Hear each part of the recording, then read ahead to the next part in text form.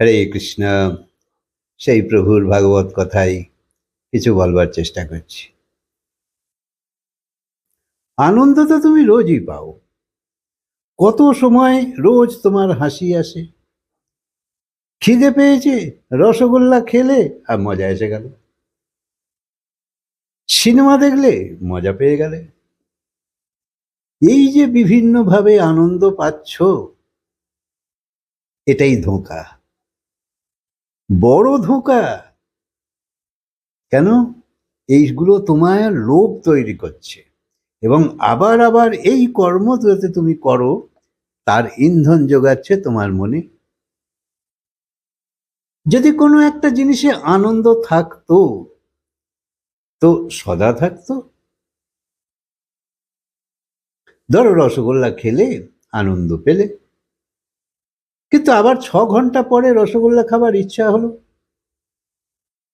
তো আগে যে রসগোল্লা খেয়েছো তার ধ্যান করলেই কি তোমার সেই আনন্দ হবে? না, তোমাকে আবার খেতে হবে, আবার সিনেমা, আবার এটা ওটা কেনা, ইত্যাদি ইত্যাদি। এই জন্যই তো চলছে। যতই কিনছো, যতই খাচ্ছ, যতই ঘুরছো বেড়াচ্ছ, সব করছো, তৃপ্ততা আসছে না, সন্তুষ্টতা আসছে না। ধরো কোনো মায়ের বাচ্চা হারিয়ে গেছে, 4 দিন পরে পাওয়া গেল, তো স্বাভাবিকভাবে মায়ের প্রচুর আনন্দ, খুব জাপটে ধরছে বাচ্চাকে, ভীষণ সুখ পাচ্ছে, বাচ্চা কাঁদছে, কিন্তু উপায় নেই, মায়ের বাৎসল্য। একটু পরে বাচ্চাকে ছেড়ে দিচ্ছে যে যাও এবার খেলো।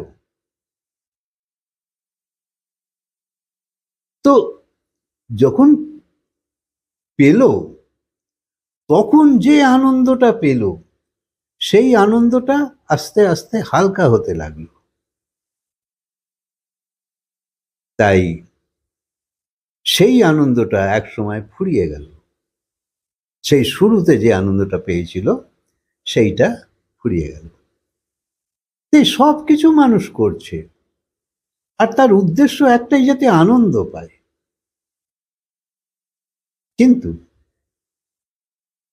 আনন্দ পাচ্ছে না, তার মানে আনন্দটা ঠিক কোথায় পাবো সেইটা আমাদের এখনো জানা নেই। আমরা ক্ষণিক আনন্দ অনেক কিছুতেই পাচ্ছি, কিন্তু পার্মানেন্ট হচ্ছে না। তাই তুমি একটা থেকে আরেকটা, আরেকটা থেকে আরেকটা দৌড়েই চলেছো। এটার ইচ্ছে হলো, পূরণ করলে ওটা, পূরণ করলে ওটা চাইছো, পূরণ করছো, পূরণই করেই চলেছো, কিন্তু সেই আনন্দের খিদে মিটছে না। তাই ধরো তোমার এলাকায় যদি কেউ 50 লাখ টাকার মালিক, তো দেখো রাতে ঘুমের ওষুধ খেয়ে ঘুমোচ্ছে, শান্তি নেই, কেননা ঘুম আসছে না। অথচ আমরা দেখেছি ফুটপাতে কত লোক দিব্যি ঘুমোচ্ছে, তার কিচ্ছু নেই। তাই আমাদের জানা দরকার আগে যে আনন্দ কোথায় আছে। তুমি জানো যে স্বর্গ বলে একটা কোনো জায়গা আছে? স্বর্গের খুব নাম। বাবা মা মারা গেলে অনেকেই কার্ডেতে লেখে স্বর্গবাস করেছেন। বেদ বলছে যে স্বর্গ হলো ক্ষণভঙ্গুর জায়গা। কিছুদিন স্বর্গবাস হওয়ার পর মেওয়াদ ফুরিয়ে গেলে আবার তোমাকে কীট পতঙ্গ হয়ে জন্ম নিতে হবে। তো কত কষ্ট পাবে তখন। তো স্বর্গ হলো ভোগভূমি। তোমার কর্মতে যা পুণ্য আছে সেই পুণ্য ফল ভোগ করবার জন্য তুমি স্বর্গে যেতে পারো। কিন্তু স্বর্গ ওই মনে করো তোমার ব্যাংকের পয়সা রাখার মতন। যতক্ষণ তোমার ব্যাংকে পয়সা আছে তুমি চেক কেটে পয়সা তুলতে পারো, কিন্তু যেই পয়সা ফুরিয়ে যাবে আর তো ব্যাংকের কাছে গিয়ে চাইলে তোমায় দেবে না। স্বর্গ ঠিক তাই, যাহা পুণ্য খরচা শেষ হয়ে গেল তোমাকে ভাগিয়ে দেবে। এবার তো তোমার পুণ্য ফুরিয়ে গেছে, তো কি জন্ম পাবে?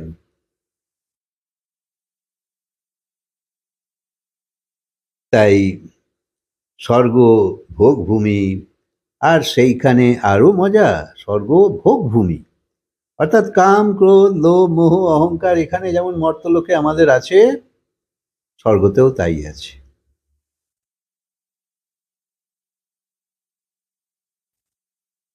আবার স্বর্গেরও অনেক ভাগ, মানে সবার সুখ একরকম নয়। অনেক লোক আছে তো, স্বর্গলোক, মানব গন্ধর্ব লোক, শুধু গন্ধর্ব লোক, পিতর লোক, প্রজাপতি লোক, বৃহস্পতি লোক, ব্রহ্মলোক, সব লোক আছে পরপর পরপর। তো সবচেয়ে বড় সুখ ব্রহ্মলোকে, কিন্তু সেখানেও পৌঁছে তুমি যদি যাও সেও ক্ষণভঙ্গুর, সেখানেও তুমি পার্মানেন্ট থাকতে পারবে না, এই মর্তলোকে চলে আসতে হবে।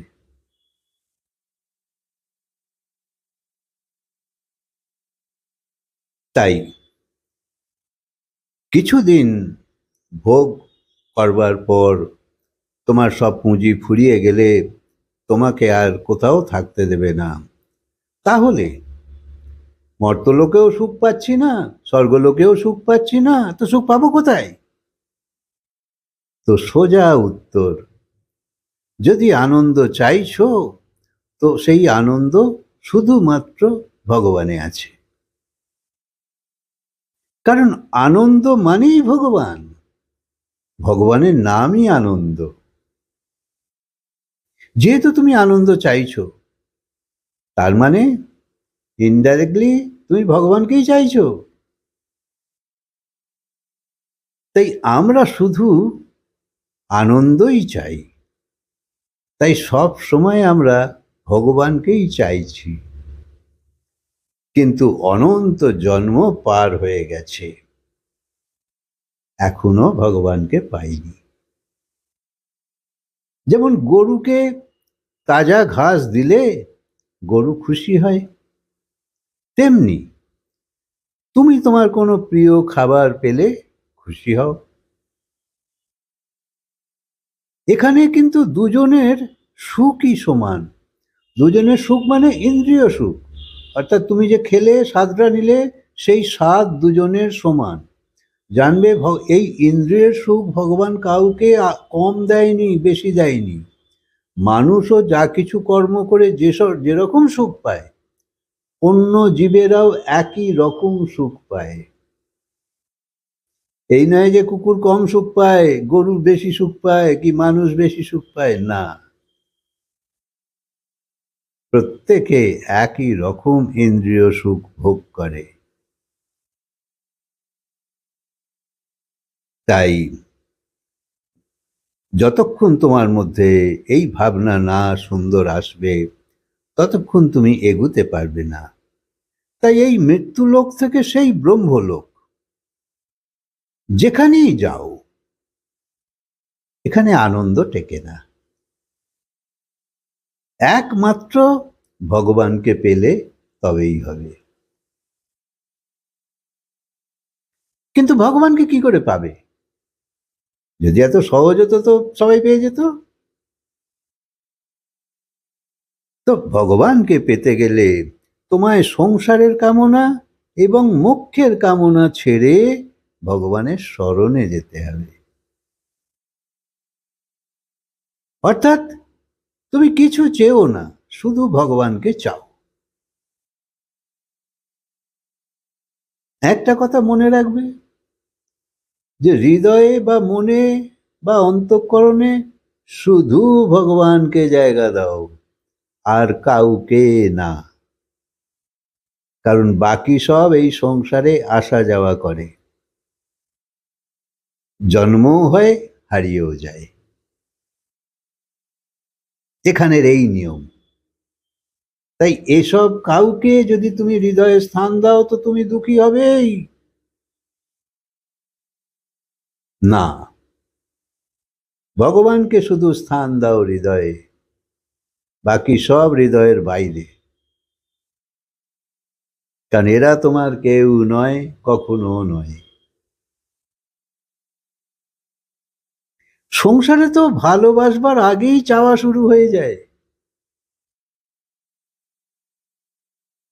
তাই ভুক্তি আর মুক্তি, ভুক্তি মানে ভোগ, ভুক্তি আর মুক্তি এই দুটোকেই ছাড়ো। এরা দুজনেই হলো ডাকিনী। সেই জায়গায় ভক্তি করো। ভক্তি মানে ভগবানকে ভালোবাসো, যেমন মাকে বাবাকে তুমি কি আর চান করে শুদ্ধ বস্ত্র পরে তো তারপর তুমি ডাকছো না, এমনি ডাকছো, সাধারণভাবেই তাকে ডাকা চলছে সবাইকেই। সেরম ভগবানকেও ডাকো, কোনো বিশেষ বিধি মেনে চলতে হচ্ছে না। ভগবান বলছে শুধু ভক্তি করেই আমায় পাওয়া যায়, নিরন্তর আমার নাম করো আর শুদ্ধ বিচার নিয়ে, পবিত্র বিচার নিয়ে কর্ম করো। তুমি যদি সুন্দর না হও, ভগবানের সঙ্গে কি করে মিশবে বলো? সংসারের মানুষই খারাপ লোকের সঙ্গে মিশতে চায় না। ভগবানেরও একটা বিচার আছে যে আমি কার সঙ্গে মিশবো।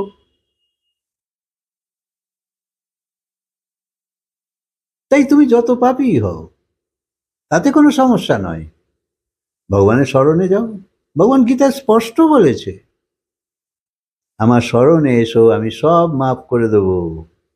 আর শুধু মাফ করে দেবো নয়, পরমানন্দও পাবে, মায়ার নিবৃত্তিও হবে। তাই ভগবান বলছে গীতায় যে আমার ভক্তের কখনো পতন হয় না,